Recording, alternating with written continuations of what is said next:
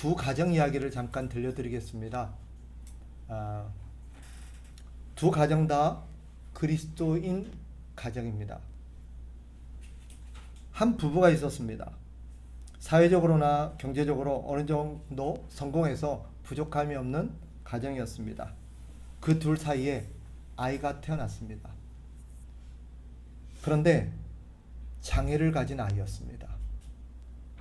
평온하기만 했던 집안에 이 아이의 출생은 커다란 먹구름을 몰고 왔습니다.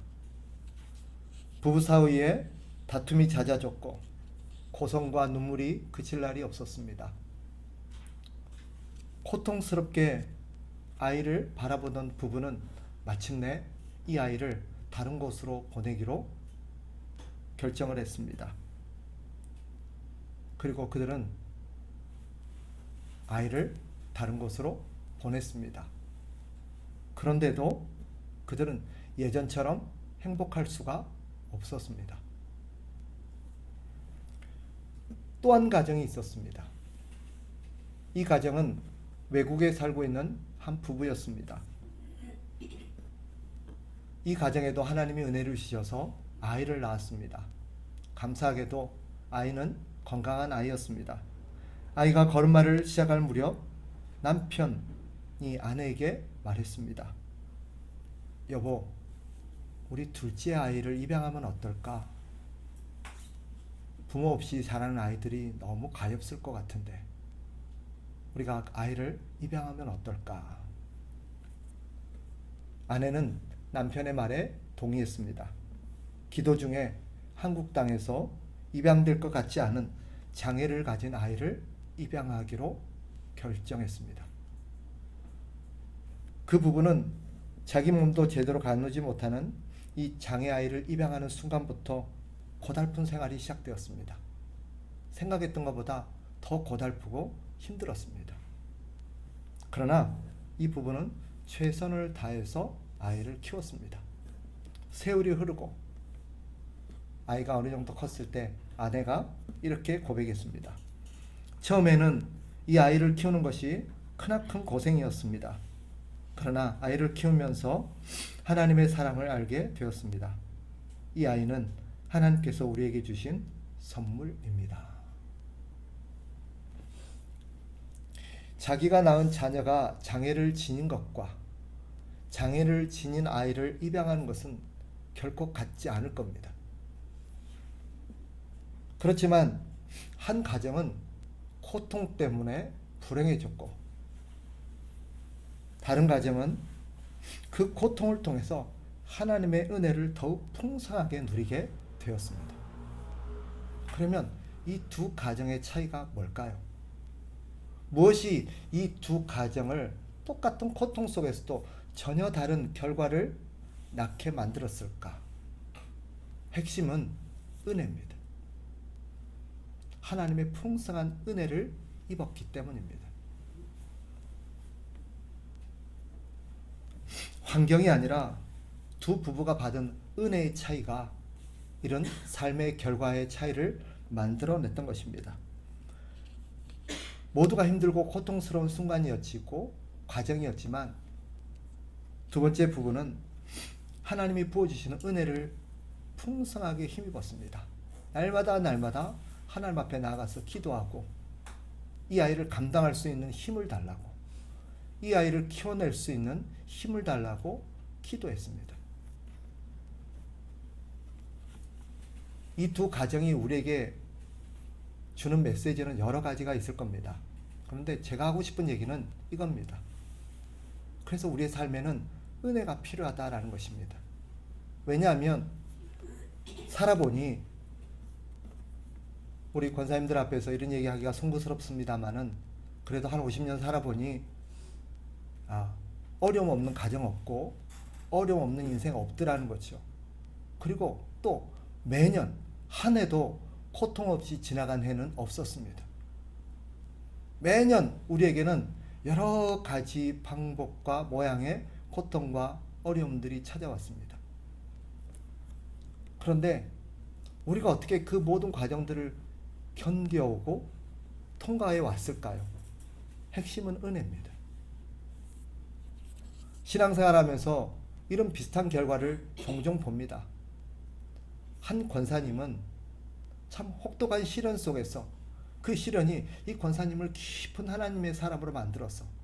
얼굴에는 그런 기도의 주름이 깊이 패여 있긴 했지만 그분은 그 고난의 세월 동안 그 인격은 정말 하나님의 은혜 안에서 다듬어지고 변화되어져서 주님을 닮은 사람이 되었습니다. 그런데 또 한 권사님은 그 시련과 세파 속에서 그 심령이 사나워지고 또 사나워져서 나중에는 정말 사납기 그지없는 사람이 되고 말았습니다. 이 두 차이 역시 마찬가지입니다. 우리 모두는 시련을 당하고 우리 모두는 고통을 겪게 될 겁니다. 그런데 똑같은 고통 속에서도 전혀 다른 결과를 만들어내는 차이, 그것은 은혜입니다. 그래서 은혜를 받아야 합니다. 어떤 분은 이렇게 말합니다. 신년 기도회 하면 우리가 하나님 앞에 은혜를 받자, 그래서 한 해 동안 살아갈 힘을 받자, 마치 이 말 안에는 오늘 신년 3일 빡세게 기도하면 1년치 견뎌낼 수 은혜가 한꺼번에 확 주어지는 것처럼 여겨질 수 있겠지만 하나님은 그렇게 일하시지 않습니다. 하나님은 매일매일 만나를 내려주십니다. 매일매일의 은혜가 필요합니다. 왜 은혜를 받아야 할까요? 은혜는 우리의 삶과 환경을 이기는 힘을 주기 때문입니다. 성경의 가르침에 의하면 은혜는 환경을 이겨내는 힘을 제공해 왔습니다. 그 혹독하고 힘겨운 그 삶의 여정들을 묵묵히 견뎌낼 수 있었던 힘을 제공하는 것이 은혜였습니다. 그래서 다른 사람이 봤을 때는 혀를 내두를 만한 그런 상황임에도 불구하고 그 사람이 그 고난의 과정을 통과하는 것을 우리는 봅니다. 또한 은혜는 환경을 바르게 이해하는 힘을 줍니다. 많은 사람들이 고통이 오고 힘겨운 시련이 오면 빨리 이 고통이 지나가기만을 바랍니다. 빨리 이 고통만 끝나서 좀 편해지면 좋겠다. 좀 마음 편하게 살았으면 좋겠다. 좀 배부르게 살았으면 좋겠다라고 말합니다. 그러나 하나님의 은혜가 공급되어지면 무슨 일이 벌어지냐면 그 힘겨운 삶, 나를 그렇게 힘들게 하는 환경을 다시 보게 되고 그 환경을 다시금 해석하게 되고 이해하는 힘을 갖게 됩니다. 그래서 그 환경이, 그 모진 시련과 같은 환경이 그저 나에게 독만 되는 것이 아니라는 것을 비로소 보게 됩니다. 그리고 저 환경이 나를 다듬어서 나를 더 하나님 앞으로 데리고 간다는 것을 비로소 보게 됩니다. 또한 은혜는 그 환경 속에서 우리가 어떻게 대처해내야 될지를 가르쳐주는 지혜를 줍니다. 앞서 말씀드린 것처럼 대부분의 사람들이 시련이 오고 고통이 찾아오면 숨어버리거나 그 과정을 그저 눈 질금 감고 빨리 지나가기만을 바랍니다. 생각하고 싶지도 않고 생각을 하는 것을 거절합니다. 생각할 힘도 없지요. 그런데 은혜를 받게 되면 그 환경 속에서 내가 지금 어떻게 대처해야 되는지를 알게 됩니다. 그래서 똑같은 상황에 난관에 직면했음에도 불구하고 같은 자리에 같은 사건에 놓여 있음에도 불구하고 사람들이 반응이 다른 이유가 거기 있습니다. 어떤 사람은 이 위기 속에서 자기만을 생각합니다. 자기 걱정만 합니다. 자기 문제에만 골몰합니다. 그리고 빨리 이 문제가 벗어나기를 바라길 뿐입니다. 그런데 어떤 사람은 그 고통 속에서 자기도 힘들 텐데, 자기도 어려울 텐데 같은 고통 속에 있는 사람을 돌아보고 그 사람을 위로하고 그 사람을 격려하고 우리 같이 이겨내자고, 같이 이거 잘 이겨내자고, 그렇게 힘을 발휘하게 합니다. 그리고 마침내 은혜는 그 모든 것을 견뎌내서 우리 안에 강인한 인내라는 것을 길러냅니다. 그래서 아마 우리 권사님 정도 연배가 되면 아마 느낄 것이, 사실 저도 우리 자식을 키우면서 그런 생각을 해요. 우리 아이들이 살다 보면 이제 힘겨움을 겪게 될 때가 있잖아요. 걸말을 떼면서 학교를 진학하면서 학교에 갔더니 어린이집에 갔더니 어려움이 생기고 공부하는 게 힘들고 딱 자기 딴에는 그 학교 다니는 삶이 너무 고단해서 내가 이래 살아서 뭐 하겠노 이렇게 생각하면서 마치 자기만이 인생에서 제일 힘든 것처럼 그렇게 생각하면서 하는데 그 과정을 지나고 많은 시련을 겪은 우리가 봤을 때는 어때요? 아유, 항상 우리 어른들이 하는 말이 뭐예요? 그때가 좋다. 그때가 좋다 그래도. 왜냐하면 어떻게 이런 고백을 할 수 있을까요? 수많은 시련을 겪어오면서 우리 안에는 하나님이 베풀어 주시는 은혜 속에서 단단해진 인내라는 것이 생겨서 고통에 견뎌낼 수 있는, 고통을 이겨낼 수 있는 내공이 생긴 것입니다. 결국 하나님은 이걸 통해서 우리에게 은혜를 통해서 인내를 길러냅니다. 그래서 어지간한 시련과 어지간한 문제가 닥쳐가지고는 끄떡도 안 하게 합니다. 그래서 가끔은 제가 우리 신앙의 선배들을 참 존경합니다. 가끔 교회에 어려움이 생기고 어떤 삶에 어려움이 생겨서 우리 젊은 세대들이 호들갑을 떨 때가 있어요. 아이만 아파도 막 큰일 난 것처럼 어찌할 줄은 모르고, 그죠? 발을 동동 구르면 우리 어머님들이 어떻게 합니까? 걱정하지 마라. 다 낫는다. 옷 벗기고 그냥 찬물로 닦아주면 된다. 그런 내공이 생겨요. 사람들이 큰일 났다 그런데도 우리 권사님쯤 되는 신앙에 연륜이 있는 분들은 걱정하지 마세요. 다 그것도 이겨낼 수 있습니다. 그런 거 갖고 교회 무너지지 않습니다. 그런 거 갖고 우리 인생 망하지 않습니다.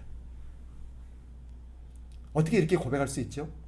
우리 안에 인내가 그렇게 우리를 강하게 하기 때문입니다. 이 모든 것을 길러내는 힘이 은혜를 통해서 공급되어집니다.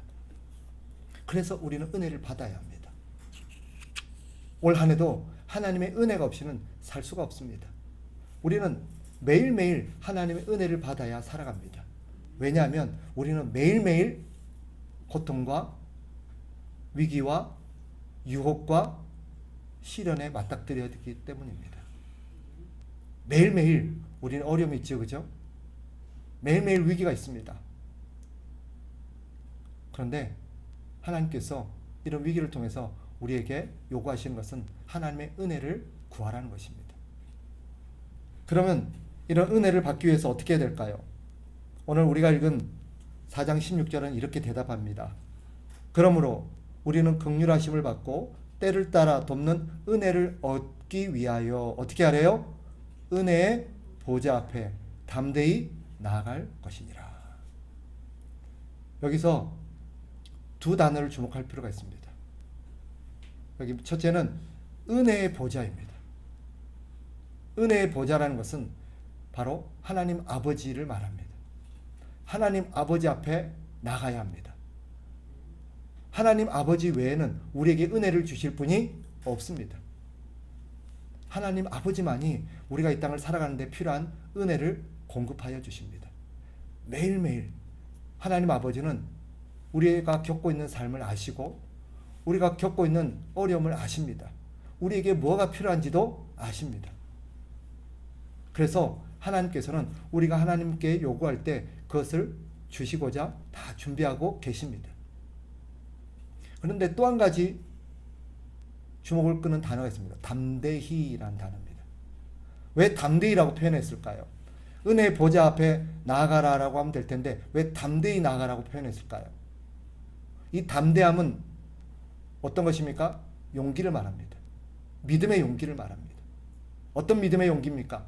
하나님 아버지께서 정말 좋으신 분이시고 하나님 아버지가 나를 너무너무 사랑하시고 하나님 아버지가 내가 있어야 될 것이 무엇인지를 제일 잘 아시는 분이라는 것을 믿는 믿음으로써 우리가 하나님 앞에 나가는 때 때때로 용기가 필요할 때가 있습니다. 왜요? 우리가 살아보니 알잖아요. 다른 사람들이 어떤 문제가 생기면 야, 여기 가봐. 이거 해봐. 요거 먹어봐. 그 사람 만나봐. 그 어떤 프로그램에 참여해봐. 우리에게 끊임없이 어떤 것들을 얘기하고 우리에게 합니다. 그런데 이 모든 것을 뒤로하고 하나님 앞에 나아갈 때는 뭐가 필요합니까? 믿음이 필요해요. 담대한 믿음이 필요합니다. 야, 그래갖고 되겠어? 야, 진짜 그런다고 될까? 기도한다고 해결돼? 빨리 너 도와줄 사람을 찾아야지. 네가 지금 이렇게 한가하게 이러고 있을 거야? 라고 말할 때 우리는 담대하게 하나님 앞에 나아가는 것이 필요합니다. 그래서 용기가 필요해요. 여러분, 하나님 앞에 우리가 나아가는 길은 여러 가지지요. 대표적인 게 예배입니다. 그리고 말씀이고 기도입니다. 우리는 하나님의 은혜 없이는 살아갈 수 없습니다. 유감스럽게도 2025년도 올 한 해도 우리에게는 여러 가지 시련이 기다리고 있을 겁니다. 위험도 있을 겁니다. 위기도 있을 겁니다. 그리고 유혹도 있을 겁니다. 반드시 있습니다. 없을 수가 없습니다. 그러면 한 해를 출발하면서 하나님께서 우리에게 말씀하시고 이 한 해 우리가 겪게 될 다사다난한 많은 어떤 문제 속에서 우리가 제일 먼저 해야 될 게 뭐냐? 하나님 앞에 나아가서 은혜를 받는 것입니다. 그 은혜를 힘입고 하루를 살아갈 수 있습니다. 여러분 기억하십시오. 하나님의 은혜가 없으면 한 발짝도 우리는 나아갈 수가 없습니다. 한 발짝도 하나님 앞에 우리가 우리 인생을 나아갈 수가 없어요. 그러니 은혜가 필요합니다. 그러나 아까 말씀드렸지요. 매일매일의 은혜가 필요합니다. 오늘은 오늘의 은혜가 주어집니다. 그리고 내일은 내일의 은혜가 주어집니다. 하나님은 내일의 은혜를 절대 오늘 미리 가불해 주시지 않으십니다. 미리 다 주시면 좋겠지만 오늘 3일 아니 일주일 빡세게 하나님 앞에 기도하고 작정 기도하고 열심히 기도하면 1년치 은혜가 확 주어져서 1년 동안 좀 기도 안 해도 하나님께서 살아갈 수 있는 힘을 주시면 좋겠는데 하나님은 결코 그렇게 하지 않으십니다. 반드시 매일매일의 은혜를 주십니다. 왜 그러실까요? 하나님이 어떤 분인지를 가르치기 위함입니다. 그리고 우리가 항상 하나님만을 의지하고 매일매일 하나님 앞에 나아가기 원하기 때문입니다. 우리 할머니들 손주에게 과자를 하나 줘도 10년치를 다 사줍니까? 아니면 그때그때 줍니까? 네. 할머니가 이걸 주면서 하는 말 있죠. 또 와. 왜 그래요? 보고 싶기 때문에. 자주 보고 싶기 때문에. 우리 하나님도 그렇습니다. 하나님 우리를 정말 사랑하시고 우리를 만나는 것을 정말 기뻐하십니다. 그리고 만나면 할머니들 손주들 갈 때 그냥 보냅니까? 뭘 줍니까? 뭘 주잖아요. 용돈을 주어주잖아요. 하나님도 하나님을 만나고 돌아가는 사람에게 절대 빈손으로 보내지 않으십니다. 반드시 하나님 은혜를 주십니다. 우리는 신년 하나님 앞에 은혜의 봉투를 받아야 합니다. 그래서 오늘 저녁 기도하고 하나님 앞에 나가자고 모이자고 한 것입니다. 오늘 기도하면 하나님께서 또 하루를 살 수 있는 힘을 주십니다. 그 은혜를 힘입고 내일도 매일매일 기도하며 나아가는 우리가 되어서 2025년도 매일 하나님과 동행하여서 하나님의 은혜를 받아서 우리가 닥칠 여러 가지 고난들을 넉넉히 이겨내는 저와 여러분 되시기를 주의 이름으로 축복합니다.